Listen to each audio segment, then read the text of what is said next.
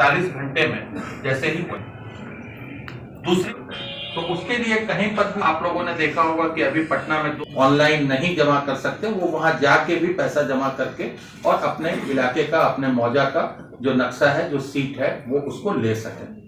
वो अभी भी उनके, अब जब बारी आई है सर्वे का बंटवारा होकर अलग नहीं है, बाहर रहते हैं, वो एक दूसरी बड़ी समस्या है।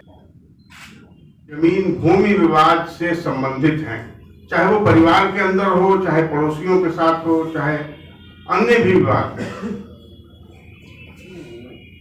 किस प्रकार इसका निदान निकाला जाए, इस पर सतत चिंतन के उपरांत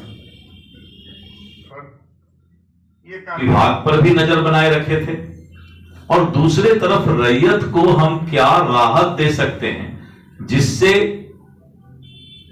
अफरा तफरी का माहौल नहीं बने। महाधिवक्ता महोदय का मदद लेकर के एक एक जो रैयत का समस्या था उसको दूर करने का प्रयास किया। ये सारे कागजात को ऑनलाइन रिकॉर्ड बनाने का प्रयास हमने शुरू कर दिया और जैसा कि हमारे एसीएस ने बताया कि अब वो अमेरिका में रहें, चाहे वो लंदन में रहें, चाहे बॉम्बे रहें, चाहे दिल्ली रहें, अब उनका सारा काम ऑनलाइन ही हो जाएगा।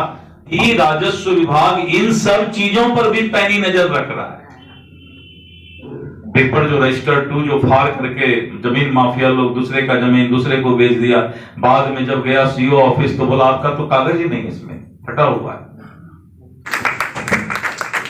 जी का मैनेजर साहब सरिता मंत्री जी से का स्वागत करेंगे। सरिता बजाज जी करेंगे। माननीय नीतीश कुमार जी, माननीय मुख्यमंत्री बिहार सरकार के सर्वे का एक बहुत ही ड्रीम प्रोजेक्ट बिहार के अंदर चल रहा है। जो रैयत आपसे आग्रह होगा कि शांति बनाए रखें। बिहार के अंदर रहते हुए उनके जमीन का सर्वे चल रहा है। इस सर्वे को लेकर के समाज के अंदर बहुत सारे समस्याएं आए थे और अफवाहें भी फैलाने का प्रयास किया।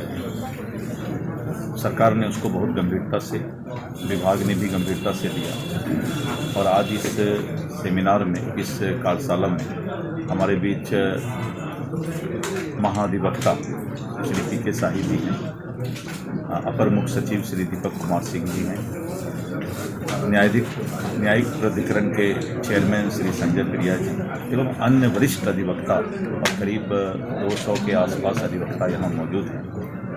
आज विशेष सर्वेक्षण पर सब लोगों का सुझाव लिया गया कि इस सर्वे के जो हमारे चल रहा है इसको कैसे सफल तरीके से रैयत को राहत देते हुए किया जाए और बहुत सुझाव भी आज आए हैं और सरकार चाहती है कि बहुत ही अच्छे तरीके से रैयत को राहत देते हुए और किसी भी रैयत को कोई दिक्कत नहीं हो और सर्वे का कार्य भी चलता रहे।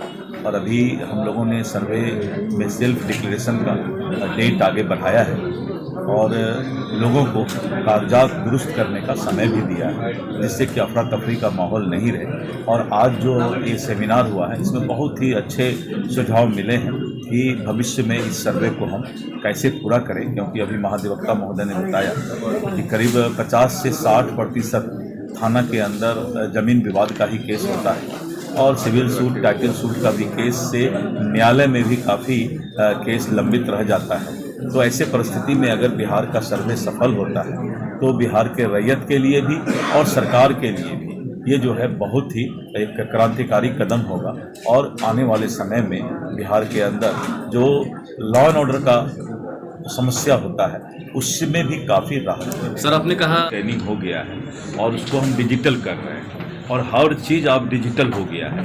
अब एक बार जो लोग इस डिजिटल तरीके में आ जाएंगे उनको फिर जो है किसी तरह का फिजिकल अपीयरेंस की जरूरत नहीं पड़ेगी। सारा काम बिहार में जो है डिजिटल होगा, ऑनलाइन होगा और घर बैठे आप बम्बई, दिल्ली और विदेश में भी रह करके अपने ज़मीन का जो है देख रेख कर सकते। कोई टारगेट भी अपना हो लेकिन रैयत को कोई दिक्कत नहीं हो, तो इसलिए हम लोगों ने कोई इसका समय बाधित अभी नहीं किया है। और हम लोग चर्चा ये कर रहे थे आज कि इस सर्वे को कैसे रैयत को राहत देते हुए इस ड्रीम प्रोजेक्ट को पूरा किया। Thank you.